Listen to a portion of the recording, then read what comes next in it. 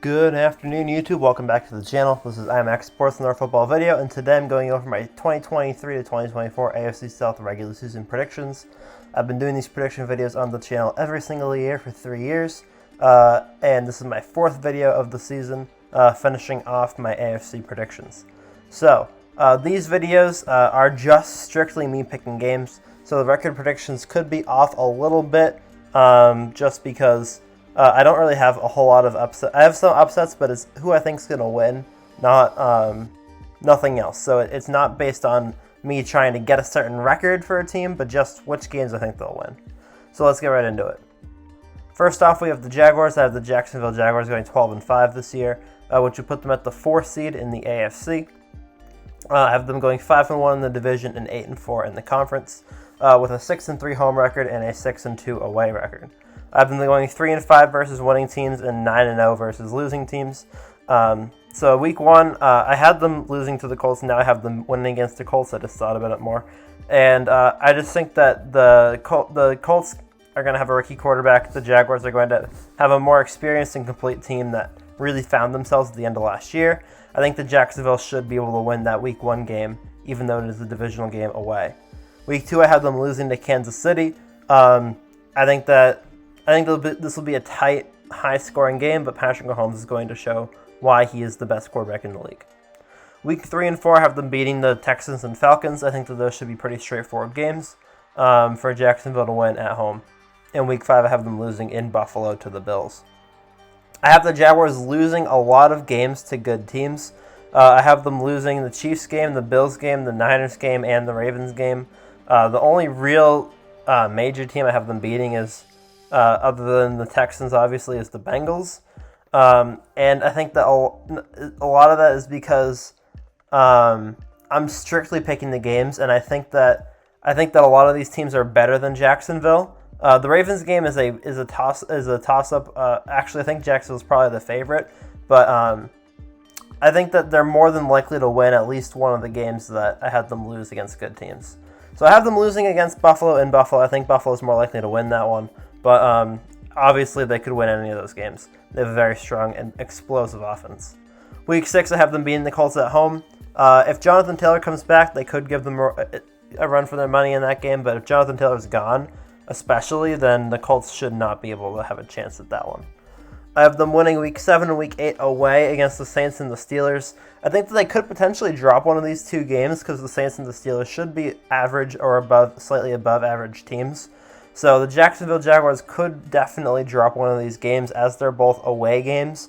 And one of them is an away NFC game, which is an even more likely game to drop. So I could see them losing either of those two games, but I have them winning Week 7 and Week 8. Going into the bye week, that would put them at 6-2. I have them obviously losing Week 10 against the 49ers, but I think that since it's a home game, they could win that one. I have them beating the Titans at home, splitting with them on the season, losing Week 18. I have them beating the Texans Week 12 and beating the Bengals at home Week 13. Week 14, I have them beating the Browns away.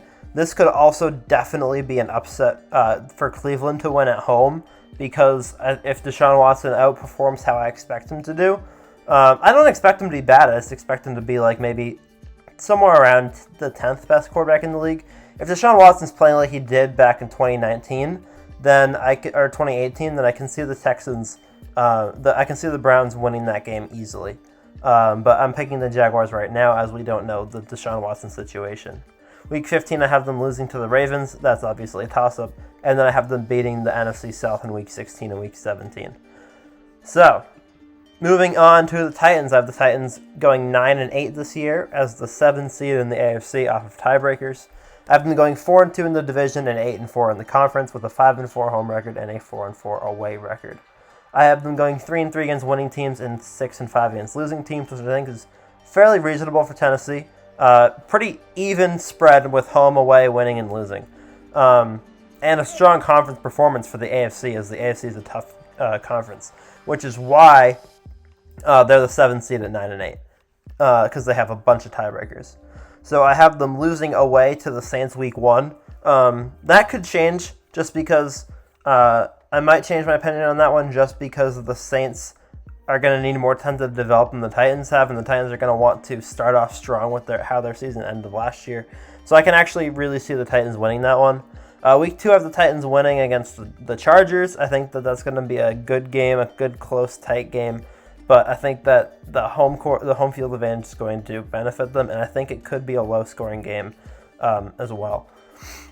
Week 3, I have them beating the Browns in Cleveland. I think that, again, later on in the season, the Browns could win that one, but I have the Titans winning since it's only Week 3. Week 4, I have them losing to the Bengals at home. I think that the Bengals are going to be, obviously, possibly, in my opinion, the best team in the AFC. So I think that they'll give them a tight game, as they always give the Bengals a tight game, but I think that Cincinnati will win that one. Week 5, I have them losing to the Colts in Indianapolis. I think that one could change if Jonathan Taylor moves on to a different team. If Jonathan Taylor is with the Colts, then I will pick the Colts, but if Jonathan Taylor is on a different team, I will be picking Tennessee. Week 6, I have them losing to the Ravens at home. The Titans have a weird schedule because they have a lot of away games against very strong teams, which I think is somewhat of a good thing and somewhat of a bad thing. Sometimes you just want to tank those games and just say, hey, I have an away game against a good team. We're just going to tank that one. But now they have to play more away games against bad teams and more home games against good teams.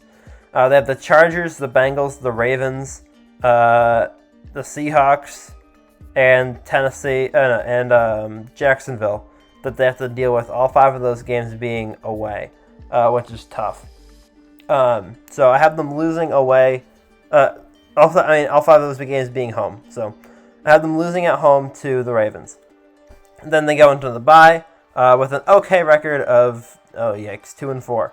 And then after the bye, I have them finishing 7-4, a very strong finish.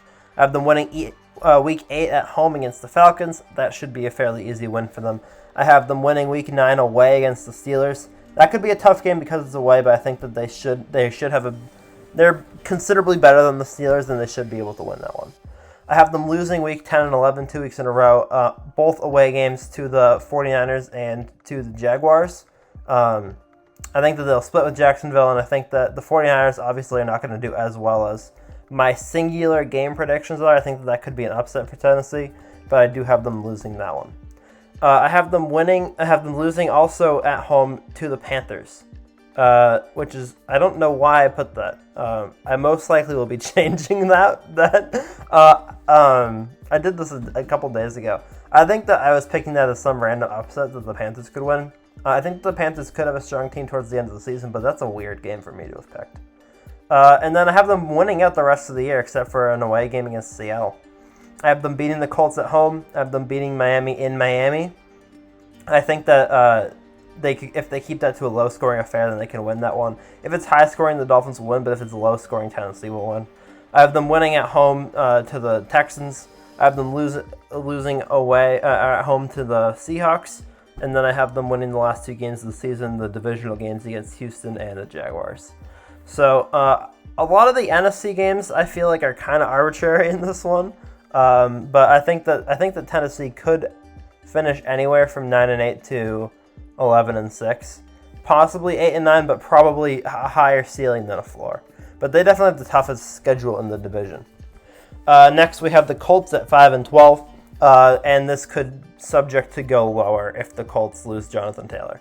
I have them going 2-4 in the division, 3-9 in the conference, 5-4 at home, 0-8 away, and 0-9 against winning teams with a 5-3 record against losing teams. I have them losing Week 1 against Jacksonville at home. I have them losing Week 2 and 3 also. Both of those games are away games against the Texans and the Ravens. And then I have them losing Week 4 as well in a home game against the Rams. I think the Rams are going to be better than a lot of people give them credit for, which is why I'm picking them away against the Colts. And then the other games, Houston, I think they'll split with Houston. And the Ravens should be able to win a home game against the Colts Week 3. Their first win of the season comes Week 5 at home against Tennessee, that divisional game, which I said that if Jonathan Taylor doesn't come back, they could lose that one too. I think it's unlikely that they would start the season 0-7, so I think that they'll probably start 1-6, maybe 2-5. But they have a very tough start to the season with a lot of divisional games and a lot of good teams. Week 6, I have them losing away to the Jaguars, and I have them losing Week 7 at home to the Browns. The Browns game mostly because I think that by Week 7, Deshaun Watson would be up to form if he's going to be up to form this season. So if Deshaun Watson's going to be up to his old form, then by Week 7, he'll be there. If he's not going to get there, then by Week 7, he won't be there. The Colts could win that game if they have Jonathan Taylor and if Deshaun Watson isn't up to form, but I think that it's more than likely the Browns will win that game. Week 8, I have them winning at home against the Saints, and I have them losing away against the Panthers Week 9. I also have them losing away Week 10 against the Patriots. I think that the Panthers and Patriots both have slightly better teams than the Colts. I think that the Patriots have a slightly better defense, significantly better defense. The Colts defense took a step back last year, and a slightly better offense, and a slightly better quarterback situation. The Panthers, I'm not sure about the quarterback situation, but they definitely have better offensive weapons than the Colts, and their defense is both questionable, but I think that the Panthers are on a steady incline. Week 11 bye, they have 2 wins, 2-8 going into the bye on my schedule. I have them winning 3 of their last 7 games, though, which is a pretty solid end to the season. I have them winning at home Week 12 against the Buccaneers. I think that should be a fairly straightforward game for them. Even if Jonathan Taylor is gone, I think that they should be able to win that game. Week 13, I have them losing to the Bengals, to the Titans, and I have them losing Week 14 to the Bengals. Those are 2 tough away games in a row, and I think that they'll probably just end up tanking those, and then winning Week 15 against the Steelers at home. The last 3 games of the season, I have them losing to the Falcons, the Raiders, and winning against the Texans. They could probably win one of the Falcons/Raiders games. The Falcons game is a home game, is an away game, and the Raiders game is a home game. So I think that they're more than likely to win one of those 2, but it's a toss-up on which one. I think that the Falcons and Raiders both have the advantage because the Raiders are a slightly better team, and the Falcons have home field advantage, but it could go either way. And then I'm winning Week 18 against the Texans to finish 5-12. And last but certainly not least, we have the Texans at 3-14. I have them finishing at the 16th seed in the AFC with a 1-5 divisional record and a 1-11 conference record. I have them going 3-6 at home and 0-8 away, winning against 0 winning teams, same as the Colts, and going 3-7 against losing teams. Not a whole lot to say here. I think that Houston's going to be just as bad as they have been the last few years. They really didn't do a whole lot in the offseason, and I'm not expecting much from them. Week 1, I have them losing in Baltimore. Fairly straightforward. I have them winning Week 2 at home against the Colts. I have them losing in Jacksonville Week 3. I have them losing away to at home to the Steelers Week 4, and I have them losing to the Falcons and Saints Week 5 and 6 to close off the start of the season before the bye. I have them winning one of their first 6 games, and it's not even that hard of a 6 games. I think that they could realistically go into the bye 2-4, but just picking the games, I think that the Saints, Falcons, I think that every team here is a better team than them except for the Colts, possibly. So all of these games they should lose most likely, except the Steelers and the Saints games could be interesting because of their home games.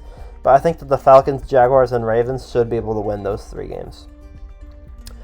Going to the bye, they would be 1-5. Week 8, I have them losing to the Panthers in Carolina. I think that the Panthers are going to be one of those teams where they can win a lot of really decisive games, but they're also going to be a little bit bad. Just like last year's Panthers. They're going to have some really good decisive games, and then there's going to be a lot of weeks where they're just kind of bad. So I have them winning against the Texans Week 8, but this could be a loss for them. Week 9, I have the Texans beating the Buccaneers at home, and I have them beating the Cardinals at home Week 11. These 2 games, the Cardinals and the Buccaneers, are 2 teams that are expected to be the worst teams in the league this year, other than Houston. I think that Houston will be the worst team, but with the home field advantage, I think that they'll take advantage of it and possibly beat the Bucs and the Cardinals in those 2 games. The rest of their schedule is just a monster of a schedule. They're away against the Bengals. They're home against Jacksonville. They're home against the Broncos. They're away against the Jets. They're away against the Titans. And then they have the Browns Week 16 when Deshaun Watson should be close to his best form of the season. It's just a really hard schedule for a very bad team. The Bengals game shouldn't be close. Jaguars, neither of those games should be close. The Broncos game could be close if the Broncos are bad again this year, but I really think that the Broncos should be able to figure something out by the end of the season, especially by week 13, about how their team is going to end up looking, but you never know. The Jets should be a playoff, possibly Super Bowl contender, especially by week 14, so I think that should be a loss. I have them losing both games to Tennessee, week 15 and week 17. They could win one of those, but Derrick Henry usually goes for 250 yards and 4 touchdowns in every Texans matchup. And then you got the Browns and the Colts. And again, Deshaun Watson should be in his best form of the season by week 16. And they could sweep the Colts week 18, especially if the Colts are trying to get a worse playoff position. Then they could end up accidentally beating them, but you never know. So, those are my AFC South regular season predictions for the 2023 to 2024 season. I will be adjusting some of these records going into my playoff and Super Bowl prediction video, but generally speaking, these are how my game picks are going to go for this season for the AFC. If you want to watch my other videos, make sure to do that. Subscribe to the channel if you are new. I'll be doing the NFC hopefully for the rest of next week, and I'll be getting some more videos out before the season starts. So thank you guys for watching. See you guys all in the next one.